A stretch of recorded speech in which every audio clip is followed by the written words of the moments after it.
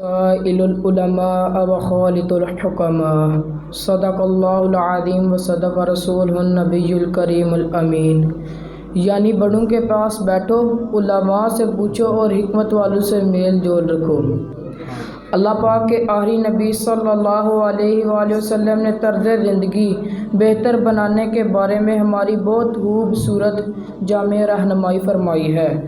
یہ حدیث مبارک بھی انہی میں سے ایک ہے کہ جس میں تین اصول بیان کیے گئے آئے، ان میں سے ہر ایک کے بارے میں تفصیل سے جاننے کی کوشش کرتے ہیں۔ جالس الکبراء، علامہ عبدالرؤف مناوی رحمۃ اللہ علیہ اس حدیث پاک کے تحت فرماتے ہیں، بڑوں سے مراد وہ ہے کہ جو بڑے تجربے کار ہوں، دینی اعتبار سے پختہ ذہن اور طبیعت ہو، ان سے آداب زندگی سیکھے جا سکیں۔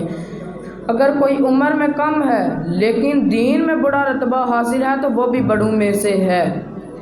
رسول صلی اللہ علیہ وسلم نے بڑوں کے پاس بیٹھنے کا تو حکم دیا ہے، مگر سوال یہ ہے کہ وہ کیسے ہوں۔ امام ابن عربی اس ٹاپک پر تفصیلی گفتگو فرماتے ہیں، اس کا خلاصہ یہ ہے، وہ قرآن و حدیث کو جاننے والے ہوں، ان کا ظاہر قرآن و حدیث کی طرف بلاتا ہو اور باطن اسلامی تعلیمات سے رنگا ہوا ہو، وہ حدود اللہ کی رعایات کرتے ہوں، اللہ کے عہد کو پورا کرتے ہوں، احکام شریعت کو نافذ کرنے والے ہوں، یعنی وہ لوگ کہ جن کو دیکھ کر اللہ یاد آ جاتا ہے۔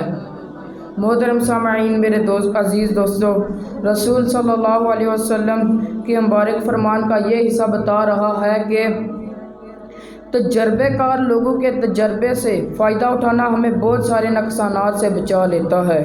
کسی کو بڑا مان لینے کا ایک یہ بھی فائدہ ہے کہ سیکھنا آسان ہو جاتا ہے۔ اللہ کے نیک بندوں کو بڑا مقام حاصل ہے، ان کے پاس بیٹھنا دین دنیا کی بلائی کا ذریعہ ہے۔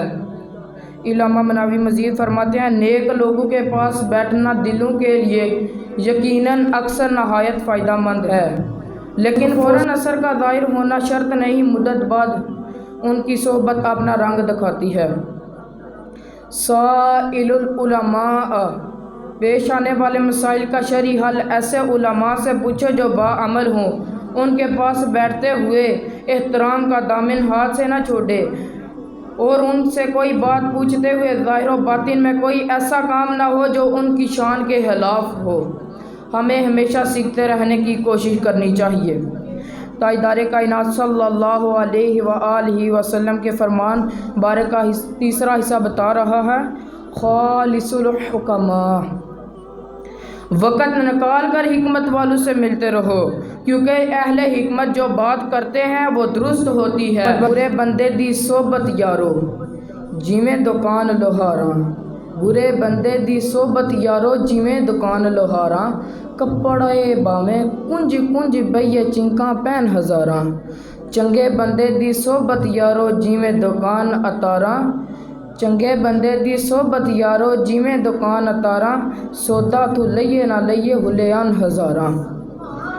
اللہ والوں کی مجلس کے فوائد، نیک لوگوں کی صحبت میں بیٹھنے سے انسان شک سے دور ہو جاتا ہے، یقین کی طرف آ جاتا ہے، ریاکاری کی بیماری ختم ہو جاتی ہے، اخلاص کی طرف آ جاتا ہے، غفلت ختم ہو جاتی ہے، بیداری کی طرف آ جاتا ہے، دنیا کی محبت چھوڑ دیتا ہے، آخرت کی فکر کرنے لگتا ہے، تکبر سے تو عاجزی فصیب ہوتی ہے، بدنیتی ختم کر دیتا ہے، خیر خواہی نیک نیتی کی طرف آ جاتا ہے۔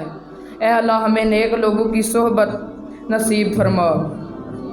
سلسلہ سیفیہ تصوف روحانیت اور طریقت و سلوک کے جدید سلاسل میں ایک مشہور معروف سلسلہ یاریہ ہے، جس نے بہت کم عرصے میں حقیقی روحانیت، اتباع شریعت اور اخلاص فی الدین کی وجہ سے بلند مقام حاصل کیا ہے۔